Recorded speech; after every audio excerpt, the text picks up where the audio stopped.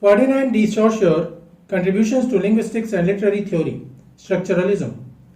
Hello and welcome to the Discourse. Ferdinand de Saussure, 1857 to 1913, was a Swiss linguist whose revolutionary ideas profoundly reshaped the study of language, laying the groundwork for structuralism, semiotics, and modern literary theory.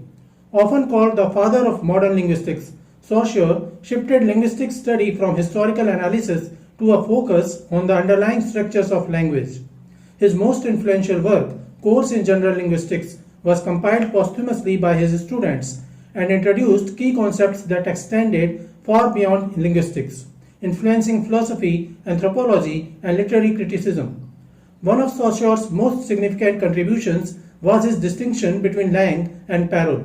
Langue refers to the abstract, rule-governed structure of language, the shared system that makes communication possible, while parole denotes individual speech acts or utterances. A language consists of the interrelationship between langue and parole. Langue is the particular language system, the elements of which we learn as children and which is codified in our grammar and dictionary, whereas parole is the language occasion. This separation allowed scholars to analyze language as a structured system rather than merely a collection of individual expressions. Additionally, Saussure introduced the concept of linguistic sign, composed of the signifier, the sound or written form, and the signified, the mental concept it represents.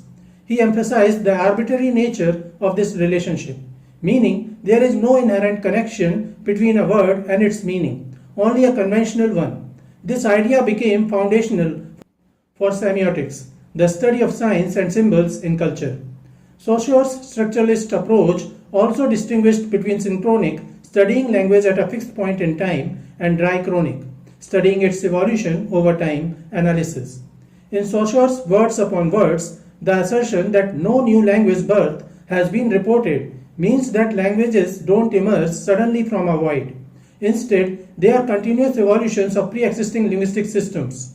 He argues that there's never been a situation where a language appeared overnight, fully formed with no prior linguistic heritage. Saussure says the actual birth of a new language has never been reported in the world because we have never known of a language which was not spoken the day before or which was not spoken in the same way the day before. He means that a language does not get born, it evolves out of the previously existing linguistic situation. The theory of sign, signifier, and signified. At the heart of Ferdinand de Saussure's linguistic theory lies his revolutionary conception of the linguistic sign, which fundamentally changed how we understand language and meaning. The Swiss linguist argued that a sign is not simply a word attached to a thing in the real world, but rather a psychological entity composed of two inseparable components, the signifier, the sound image or written form, and the signified, the mental concept it evokes. This binary model challenged traditional notions of language as a mere naming system, proposing instead that meanings emerges from the relationship between these two elements within a structured linguistic system. Let us take the word tree. Here, the signifier is the sound tree when spoken, or the letters TREE when written. The signified is the mental concept of a tree, tall, with a trunk, branches, and leaves. The sign is the complete association between the sound, letters, tree, and the idea of a tree. The actual tree in nature, the physical object, is not part of the sign. It is the referent which exists outside language. The arbitrary nature of the sign. To illustrate this concept, let us examine the word book. The signifier here consists of the particular sequence of sounds, book, when spoken, or the four letters BOOK when written.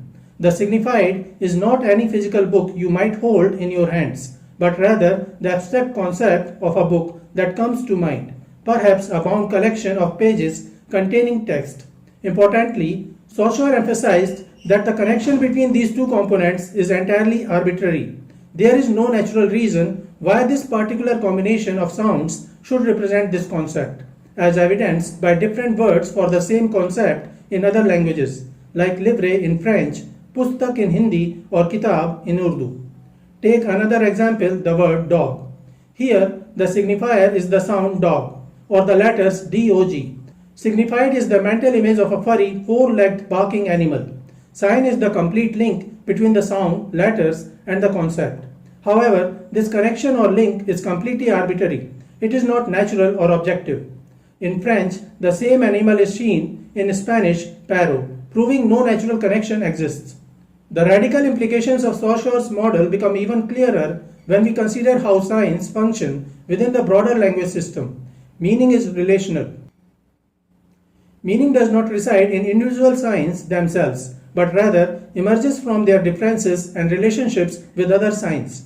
Ferdinand de Saussure argued that meaning is generated through a system of structured differences in language. Saussure demonstrated how meaning is produced through differences within a system, such as how light gains meaning to opposition to dark. The meaning of day becomes clear primarily through its contrast with night, just as hot derives significance from its opposition to cold. This relational aspect of meaning demonstrates how language operates as a self-contained system where signs gain value through their opposition relative to other signs, rather than through any direct connection to external reality. Structuralist critics such as Roland Barthes and Claude Lévi-Strauss applied Saussurean principle to literature, myth, and culture, analyzing narratives through binary oppositions and underlying codes. Language is a system. Signs only make sense within the larger structure of language. Saussure's theory of the linguistic sign has had profound consequences beyond linguistics, particularly in literary theory and cultural studies. By revealing language as a system of arbitrary signs whose meanings are determined by internal structures rather than external references, he laid the groundwork for structuralist approaches to literature that analyze texts as networks of interrelated signs. Saussure's model influenced the study of signs in culture and became the foundation of semiotics.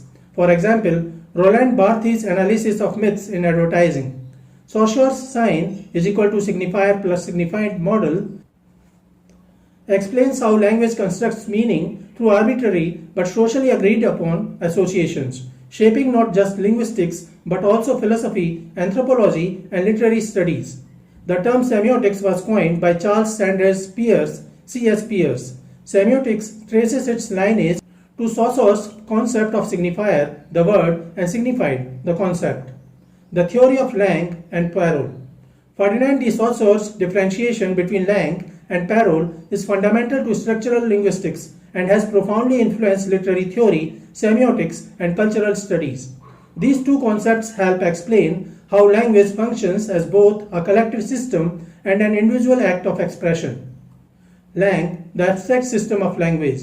Langue refers to the underlying structure of language, the set of rules, conventions, and grammatical patterns shared by a linguistic community.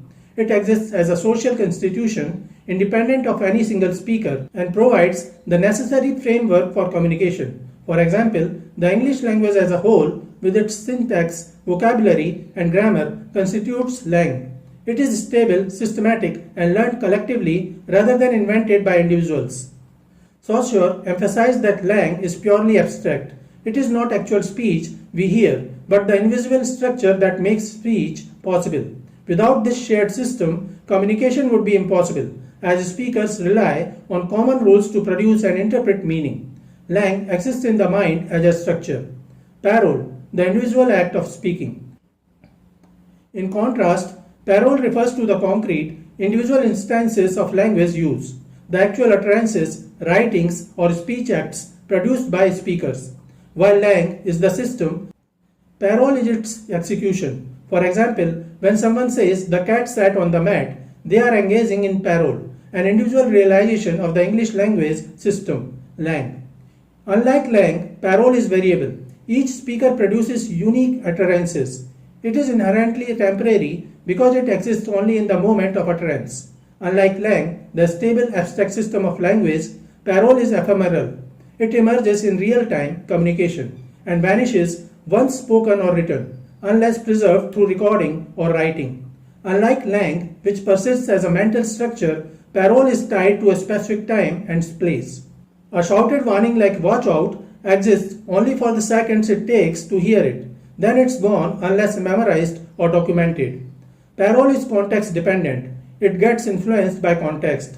Factors like tone, accent, and situation affect meaning. Each act of parole is shaped by its immediate situation, tone, audience, environment. The same sentence, for example, "it's cold in here," can mean different things depending on whether it is a complaint, a request to close a window, or small talk. Once the moment passes, the exact meaning may be lost or reinterpreted. No two acts of parole are identical, even if the words are the same. A live joke, a spontaneous apology, or a heated argument cannot be perfectly replicated. Their impact relies on the original context.